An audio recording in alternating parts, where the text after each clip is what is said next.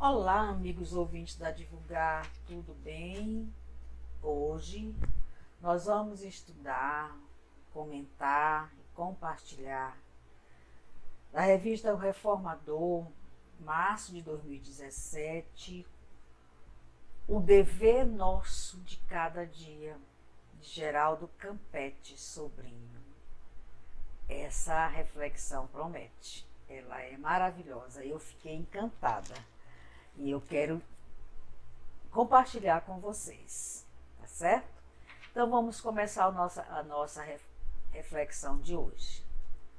Um dos capítulos do Evangelho segundo o Espiritismo que mais me chamam a atenção é o de número 17, Sede Perfeitos. Esse capítulo ele é inspirado no registro das palavras de Jesus pelo evangelista Mateus, em capítulo 5, versículo 48. Sede, pois, vós outros perfeitos, como perfeito é o vosso Pai Celestial. Olha que maravilha! Estou falando para vocês que essa reflexão promete. A gente vai ter bastante conhecimento dentro desse capítulo do Evangelho segundo o Espírito, que a gente realmente precisa colocar no nosso dia a dia, dando continuidade. O primeiro desafio que temos pela frente é o de entender a perfeição em equivalência com a virtude divina. Como poderemos ser perfeitos ao nível do Criador? Impossível.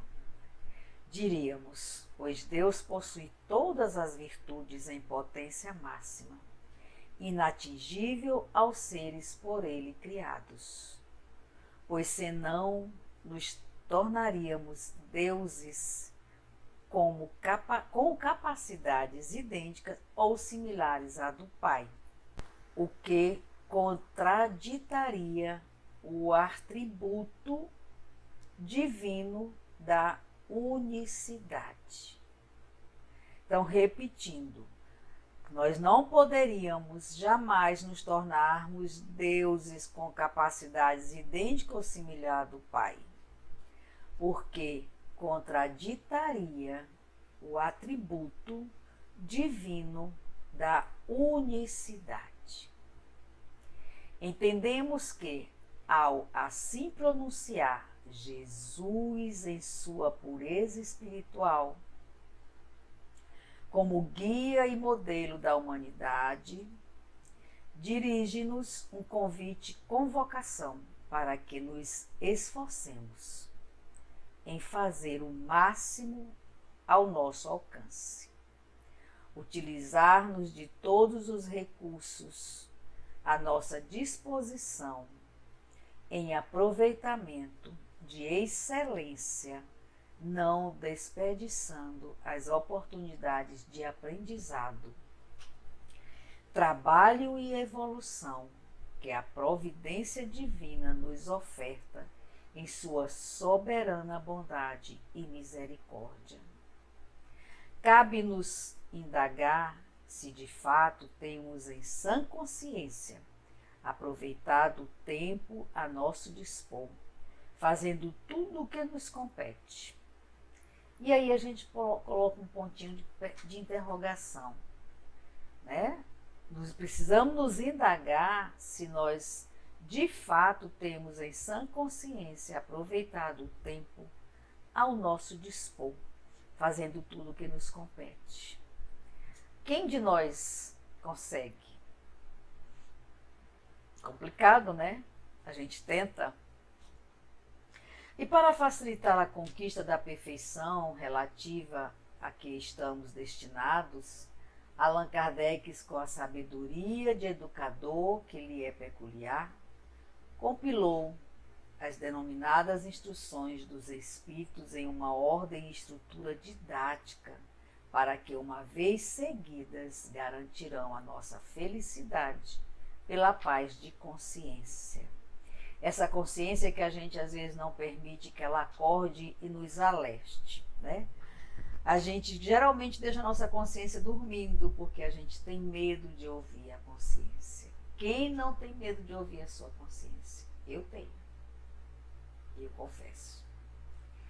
Tais mensagens espirituais foram recebidas mediunicamente pela psicografia, método usual à época do codificador, por diversos médiuns não identificados propositadamente por Kardec, a fim de se destacar a importância do conteúdo e não se dar ênfase ao nome de quem foi instrumento da recepção da mensagem.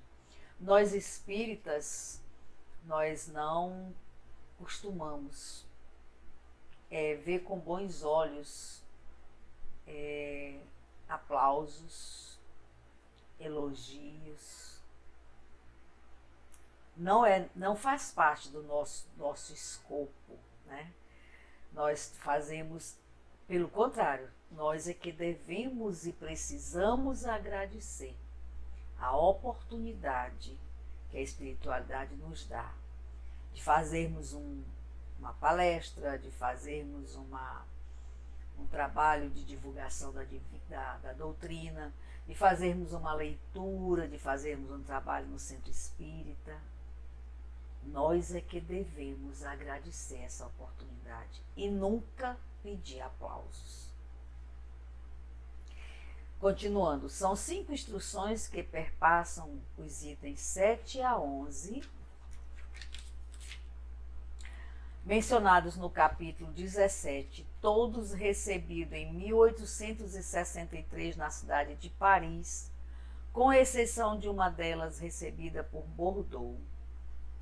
Assim, apresentam-se as identificações dessas mensagens. Item 7, o dever. Lázaro, Paris, 1863. Item 8, a virtude. François Nicolas Madeleine, Paris, 1863. Item 9, os superiores e inferiores. François Nicolas Madeleine, Paris, 1863. Item 10, o homem no mundo, um espírito protetor, de Bordeaux, 1863. E item 11, cuidar do corpo e do espírito, de George, espírito protetor, Paris, 1863. E Lázaro nos ensina: o dever é a obrigação moral da criatura para consigo mesmo primeiro, e em seguida para com os outros. O dever é a lei da vida. Ele se encontra nas mais ínfimas particularidades, como nos atos mais elevados. O Espiritismo sempre nos orienta a isso. Primeiro, cuidar da nossa casa, cuidar do nosso dever, da nossa obrigação, que é cuidar dos nossos familiares, dos nossos entes queridos, da nossa casa espiritual, da nossa casa material, que é o nosso lar. Aí depois que a gente cuidar de tudo isso, de nos equilibrarmos, é que a gente vai cuidar do nosso irmão. Tá certo? E é por isso que aprendemos que a conquista da verdadeira felicidade se encontra no rigoroso cumprimento do nosso dever. O cardeal Moylette François Nicolas Madeleine, por sua vez, define: a virtude no mais alto grau é o conjunto de todas as qualidades essenciais que constituem o homem de bem. Ser bom, caridoso, laborioso, sóbrio, modesto, são qualidades do homem virtuoso. Será que a gente já consegue ser virtuoso? Será que todos nós já conseguimos ser bons, ser caridosos, ser laboriosos, ser sóbrios, ser modestos? Façamos essa pergunta. E todos os nossos esforços devem ser empreendidos no sentido de conquistar as virtudes que nos faltam e que ainda são tantas a elaborar e minimizar, se não erradicar definitivamente os vícios que ainda temos de sobra em nossa personalidade. E o Espírito protetor nos traz a belíssima mensagem sobre o homem no mundo, advertindo logo de início. Um sentimento de piedade deve sempre animar o coração dos que se reúnem sobre as vistas do Senhor e imploram a assistência dos Espíritos bons. Purificai, pois, os vossos corações, não deixais que neles se aloje qualquer pensamento mundano ou fútil. Elevai o vosso espírito àquele por quem chamais. Olha que interessante essa colocação do sentimento de piedade que deve sempre animar o coração dos que se reúnem sobre a vista do Senhor e imploram a assistência dos Espíritos bons. Purificar os nossos corações e não deixar que neles se aloje qualquer pensamento mundano ou fútil. Elevar o nosso espírito àquele que nos chama. Isso é um recadinho do Espírito protetor, que nos traz essa mensagem. Na relação com o próximo, precisamos exercitar a paciência, a tolerância, a compreensão, a compaixão e o perdão. Virtudes sem as quais não conseguiremos manter as relações saudáveis com os semelhantes. A que todos os instantes nos reconquistam demonstração dessas virtudes. E esse Espírito esclarece ainda que a perfeição está toda, como disse o Cristo, na prática da caridade absoluta. Mas os deveres da caridade se estendem a todas as posições sociais, desde o menor até o maior. A prática da caridade absoluta e os deveres da caridade se estendem a todas as posições sociais, desde o menor até o maior. Então a caridade, ela não é privilégio nem de rico nem de pobre, nem de espíritas, nem de evangélicos, nem de católicos. Ele é para todo filho de Deus que está sobre a terra, independente de cor, de raça, de religião. A caridade, ela precisa estar em todos nós, filhos de Deus que estamos no planeta Terra. Isso são palavras do Cristo, que a prática da caridade é absoluta. Continuando. O encerramento, o capítulo Sede Perfeitos, rico em informações que nos sejam profundas reflexões e nos despertam para a prática do bem. Georges, Espírito Protetor, trata do tema cuidar do corpo e do espírito, esclarecendo que a perfeição moral não consiste na maceração do corpo, como defendem os ascetas. Também, tampouco no rebaixamento da alma, como pretendem os materialistas. Duas violências que quase tão insensatas uma quanto a outra. A maceração do corpo não é permitido. Não trata de cuidar, cuidar do corpo e do espírito não consiste em macerar o corpo. E a perfeição que buscamos está nas reformas de empreendermos em nosso caráter, em nos submetermos à vontade de Deus, em nos esforçarmos por superar as mazelas do orgulho, do egoísmo e que ainda teimam em fazer morada na intimidade dos nossos seres, arrastando-nos ao estado da imperfeição. Gente, o orgulho e o egoísmo são dois sentimentos que nos arrastam para outros sentimentos, para outros equívocos, que nos deixa distante da caridade, do amor, da benevolência, da compaixão. Tenhamos vigilância nesses dois sentimentos, o orgulho e o egoísmo, que nos leva a ladeira abaixo.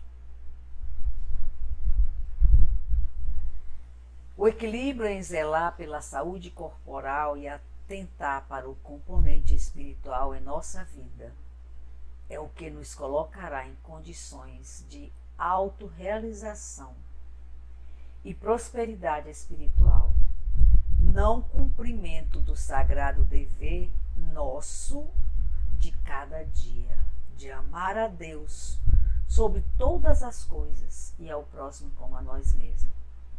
No momento em que a gente colocar esse mantra de amar a Deus sobre todas as coisas e ao próximo como a nós mesmos, o orgulho e o egoísmo não vai ter espaço na nossa vida. Porque a gente vai passar a olhar o nosso irmão como a nós e amar a Deus sobre todas as coisas. Quando a gente diz amar a Deus sobre todas as coisas, Deus fica feliz. E como é que a gente pode amar a Deus sobre todas as coisas? Seguindo as suas leis, respeitando o nosso livre-arbítrio com o direito e o dever de seguir a doutrina, de seguir o Evangelho segundo o Espiritismo, de cuidar dos nossos irmãos, de cuidar de todos que nos buscam pedindo socorro, às vezes pedindo só um abraço, um sorriso. E a gente às vezes nem tem tempo, né? Precisamos olhar o nosso irmão e fazer com os nossos irmãos o que a gente quer que façam conosco. No momento que a gente começar a fazer isso, outra colocação que eu sempre faço nas minhas reflexões, colocar Jesus no nosso dia a dia. E quando formos tomar alguma atitude ou praticar algum ato, a gente parar e dizer assim: o que Jesus faria no meu lugar, nessa situação, nesse momento? Orar e vigiar. Amar a Deus sobre todas as coisas e ao próximo como a nós mesmos. Esse é o nosso mantra, para que nós possamos chegar aonde Deus quer que a gente chegue, que é a evangelitude, a angelitude. A angelitude é o nosso caminho, mais cedo ou mais tarde. Uns chegam mais cedo, outros chegam mais tarde, mas todos nós, no nosso tempo, chegaremos à angelitude, porque são os desígnios de Deus e não tem como não chegar. Obrigada mais uma vez por estarmos aqui juntos, estudando, aprendendo, trocando ideias. E esse título que foi maravilhoso, O Dever Nosso de Cada Dia, de Geraldo Campelli Sobrinho, que me emocionou. O Evangelho segundo o Espiritismo, capítulo 17, Sede Perfeito, onde ele fala do amor ao Cristo, do amar a Deus sobre todas as coisas e aos nossos irmãos como a nós mesmos. Fiquem todos com Deus. Wanda Barros, para divulgar.net. Até a próxima.